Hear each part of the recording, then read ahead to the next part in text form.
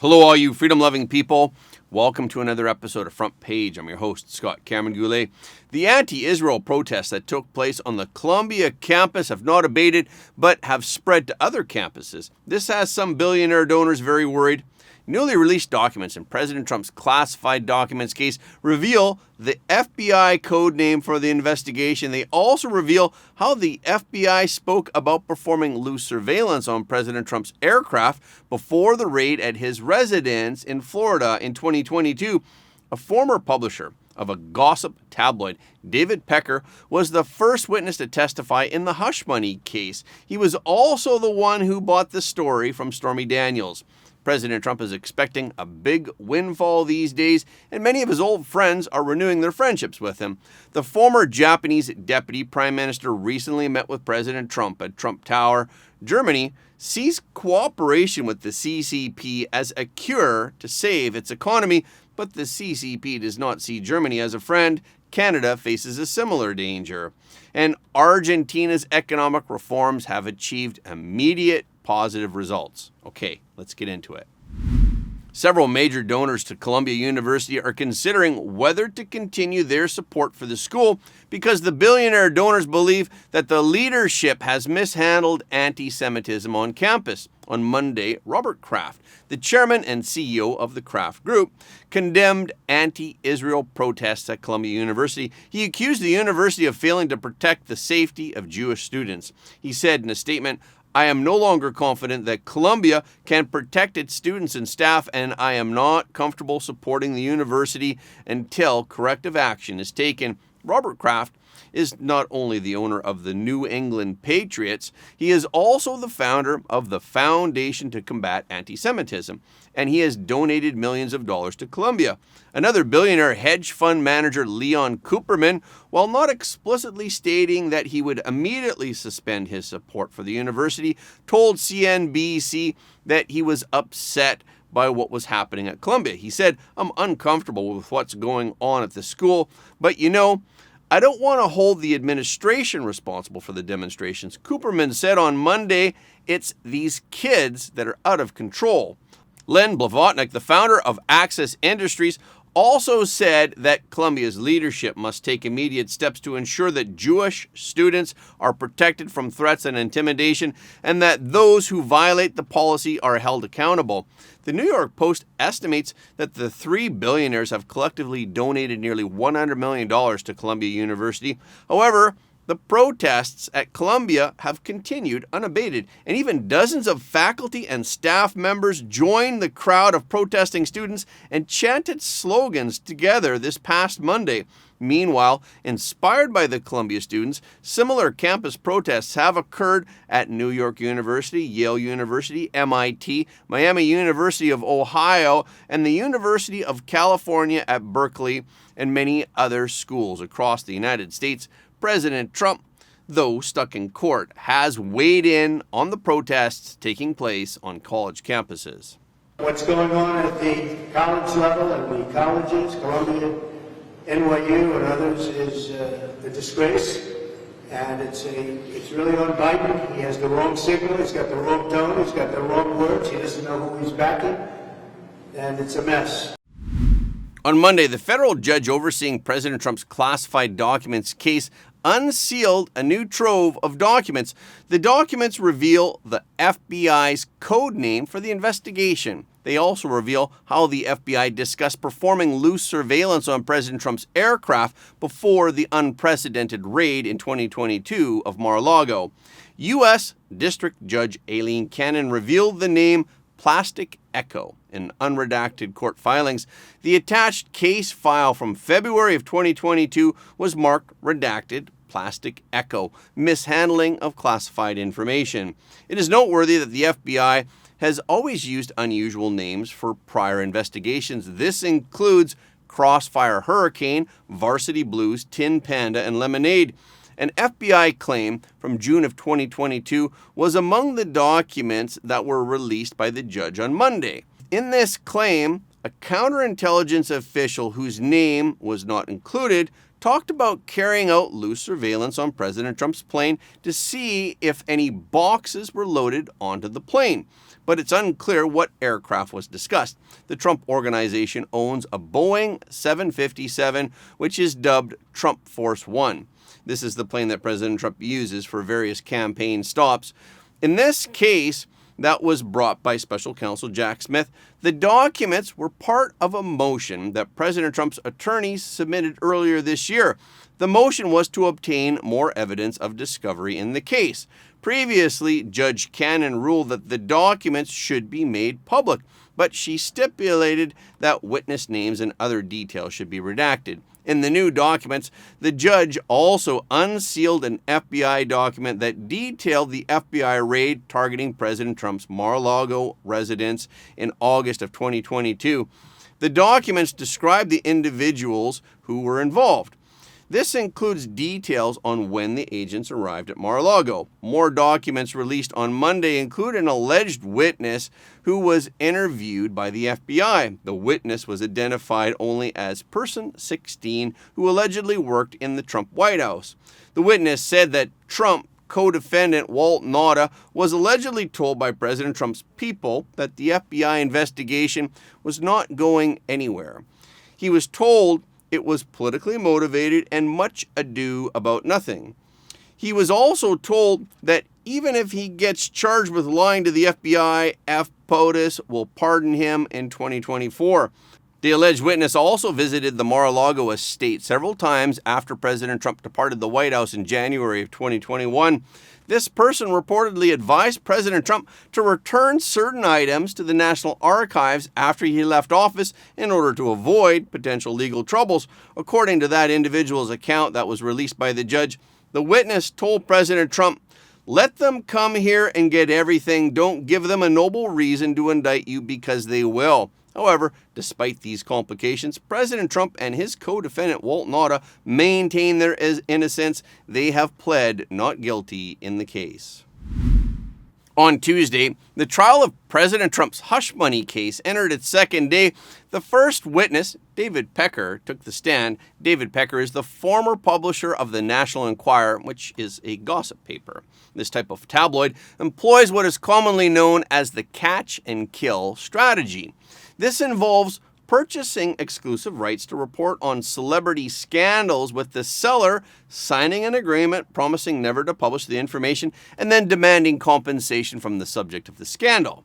This tactic became common knowledge during the 2016 presidential election. Pecker has made a deal with prosecutors to receive immunity from prosecution in exchange for his testimony before a grand jury. The National Enquirer's parent company, AMI, has also signed a deal with the prosecutors. Pecker said that he has known President Trump since the 1980s, and he said he has a very good relationship with President Trump. He suggested to President Trump in 1989 to create a Trump-style magazine. He had many conversations with President Trump about the reality TV show The Apprentice.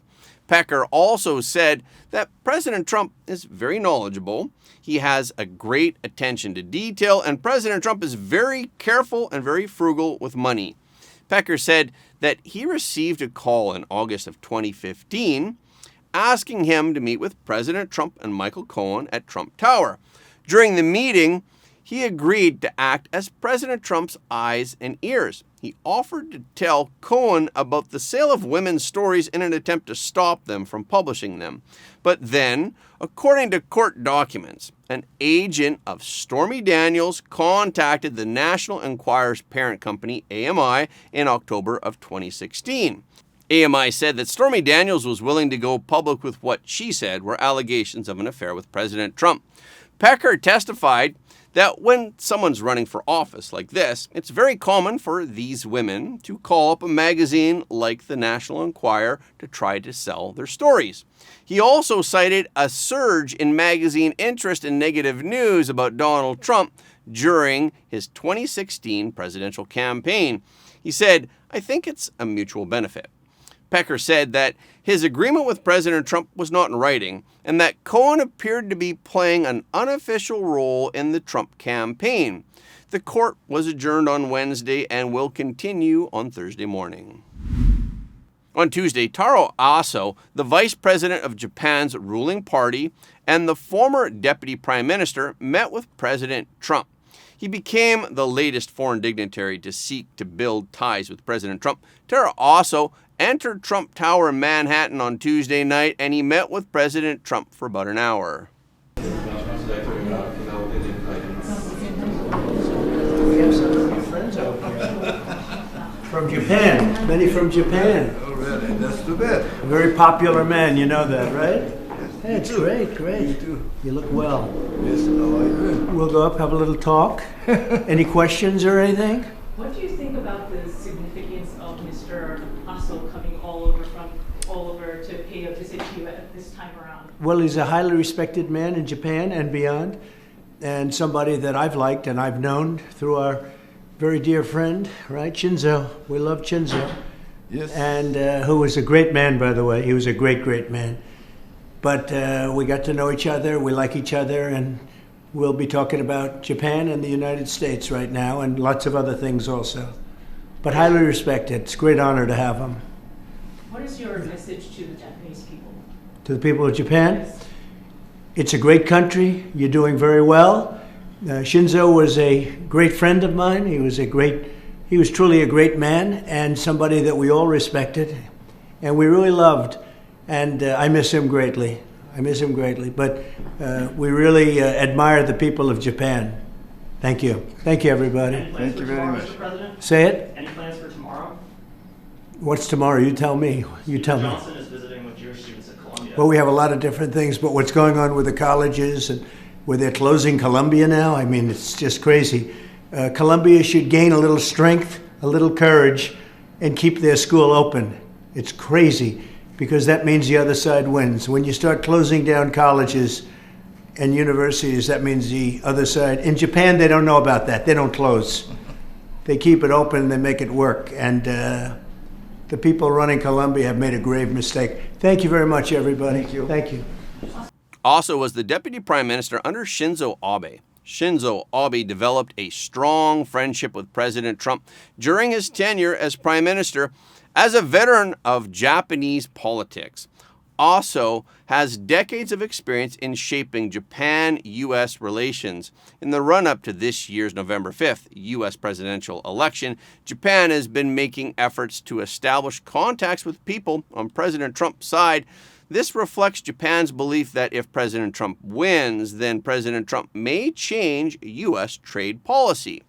And they believe that it is necessary to reach out ahead of time to prevent Tokyo from being hit with policy changes.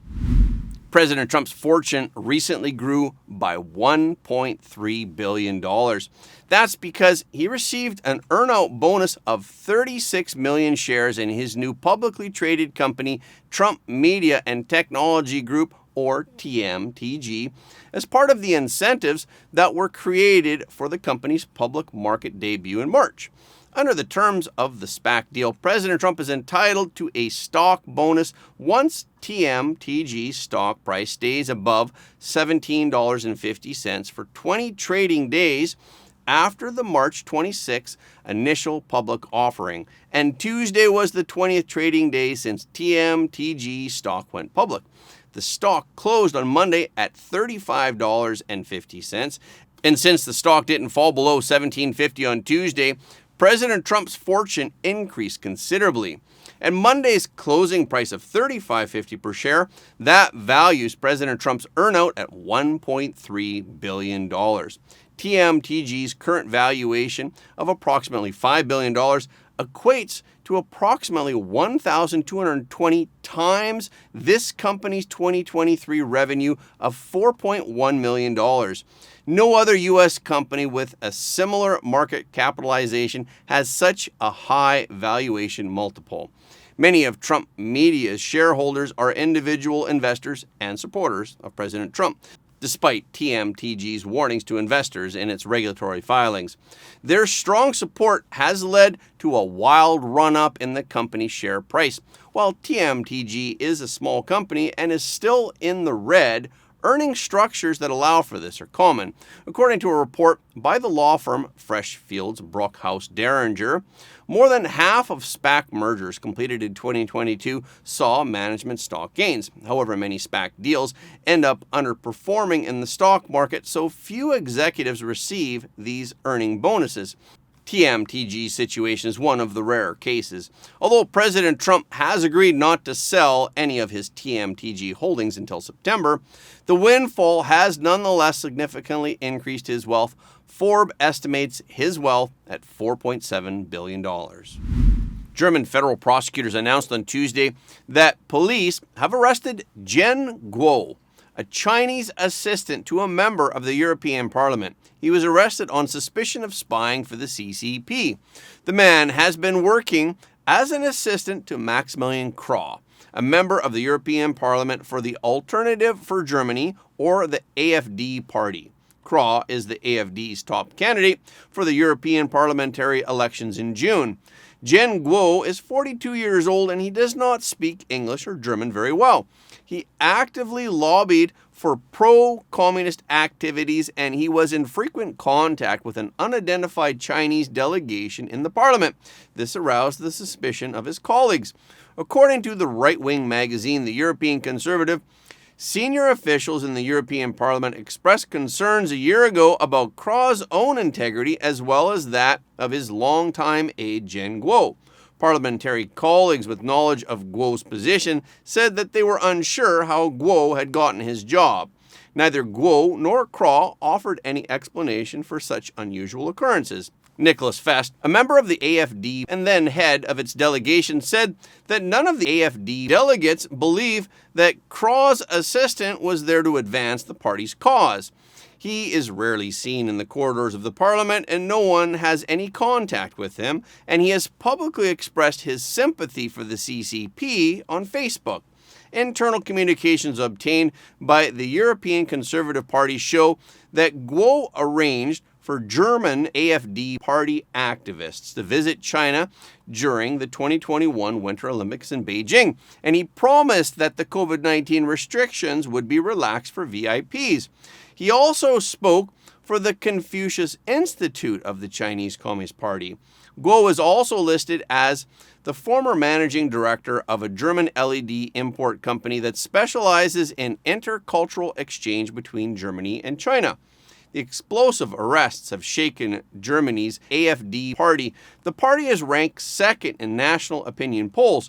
German prosecutors said in a statement on Tuesday morning that Zhen Guo was an employee of the Chinese Communist Party intelligence agency, and he repeatedly passed information about negotiations and decisions in the European Parliament to his CCP intelligence clients. This is the fourth arrest of an alleged China spy in Germany in 24 hours. On Monday, German authorities detained 2 men and a woman, all German citizens, on suspicion of spying for the Chinese government. Prosecutors said that the 3 suspects had been acquiring scientific research and dual-use hardware since at least June of 2022 on behalf of the Ministry of State Security, which is China's intelligence agency. For Berlin, the arrests come at a sensitive time. Berlin has always looked to the Chinese market as the savior of Germany's stagnant economy. Last week, German Chancellor Olaf Scholz, accompanied by a large business delegation, visited China for 3 days. This was his 3rd meeting with Xi Jinping in 3 years. How much effort did it take for the CCP to infiltrate the West? This is another example. According to Canadian intelligence sources, a research organization under the Chinese Communist government has collected a large amount of personal data of Chinese Canadian parliamentarians. According to the Globe and Mail, two anonymous sources said that the Chinese Communist Institute used large-scale data analysis and artificial intelligence to create detailed profiles of Chinese Canadian MPs in 2022. The Canadian Communications Security Establishment, the CSE, first detected the CCP's information collection on these legislators.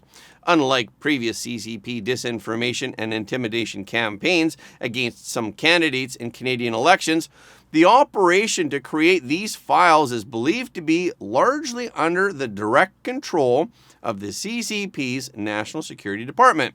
Nayeli Souza, a spokesperson for the CSE, said that they could not comment on the matter. However, the CSE has shared all relevant documents and information with oversight bodies such as the Foreign Interference Investigation Board, the National Security and Intelligence Review Agency, and the National Security and Intelligence Committee of Members of Congress. Dan Stanton, a former CSIS executive and director of the National Security Program at the University of Ottawa, said that the personal details of MPs, their personal interests, weaknesses, friends, family, and professional contacts could be used by the CCP to take certain actions against them in the future. The Argentine president's reforms have had amazing results. On Monday evening, Argentine President Javier Milei announced that Argentina's GDP was in surplus by 0.2% for the first time since 2008. Although this is only the figure for the first quarter of this year, it is still a historic breakthrough. Accompanied by the Minister of Economy, Luis Caputo, and the Governor of the Central Bank of Argentina, Santiago Basile, Milei announced this feat of historic proportions at a world level via national radio to the nation. Milei said that Argentina is more than halfway through implementing the shock therapy policies that his government promised when he took office in December. Milei said this is the last stretch of a heroic effort that the Argentines are making, and for the first time in a long time, this time the effort will be worth it. Although the 0.2% growth seems insignificant, it is nothing less than the only possible starting point to end once and for all the inflationary hell that Argentina has faced in recent years. Milei devoted a portion of his speech to explaining the dire economic situation in Argentina when he took office in December of 2023. At that time, Argentina's currency surplus was similar to that before the Rodrigazo crisis, which was one of the worst crises in Argentina history. On top of that, Argentina had a huge foreign debt, and also Argentina faced a 15% deficit in GDP, and Argentina has faced fiscal deficits in 113 of the last 123 years. Milei said, "Today, we can affirm without a doubt that despite the opposition of a large part of Argentina's economic and political establishment, despite those who systematically question our ideas, despite those who directly proclaim our failure to return to power, the government was right and our plan is working." And that's a wrap for this episode. Thank you so much for your support of Front Page. Please remember that every like, comment, and share helps more people to see the truth. If you haven't already, please subscribe. And if you have already subscribed, we thank you, but please double check to make sure that you're still subscribed, because some of our audience have reported that they're somehow unsubscribed without their knowledge. We've also heard that many of you don't get notifications of our videos on YouTube. So when you do subscribe on YouTube, please make sure to tap the notification bell as well. Okay, this is our show for today. Thank you so much for tuning in. If you like what you heard today, please don't forget to like this video and share it with your friends and family, because everybody deserves to know the truth.